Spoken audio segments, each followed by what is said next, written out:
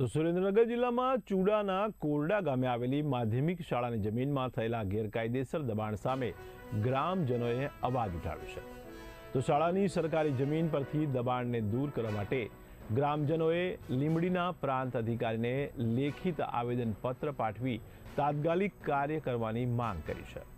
ગ્રામજનોએ આવેદનપત્રમાં જણાવ્યું છે કે જિલ્લા કલેક્ટર દ્વારા કોરડા માધ્યમિક શાળા માટે સત્તાવાર રીતે ફાળવવામાં આવેલી જમીનમાં ગામના વર્તમાન સરપંચ તથા તેમના સગા સંબંધીઓ દ્વારા અંદાજે 1 એકર જેટલી જમીન પર ગેરકાયદેસર બાંધકામ કરી કબજો જમાવવામાં આવ્યો છે।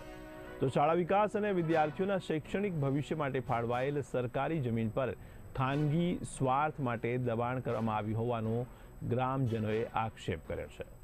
ગેરકાયદેસર દબાણને કારણે શાળાના વિસ્તરણ, રમતગમતના મેદાન તેમજ ભવિષ્યની શૈક્ષણિક સુવિધાઓમાં મોટો અવરોધ ઊભો થયો હોવાનું પણ ગ્રામજનોએ જણાવ્યું છે।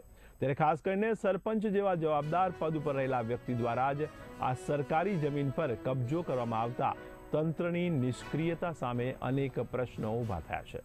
ત્યારે ગ્રામજનોએ સ્પષ્ટ માંગ કરી છે કે ગેરકાયદેસર દબાણ કરનાર સરપંચ સહિત સંડોવાયેલા તમામ વ્યક્તિઓ સામે લેન્ડ ગ્રેબિંગ એક્ટ હેઠળ ગુનો નોંધી કડક કાયદેસરની કાર્યવાહી કરવામાં આવે।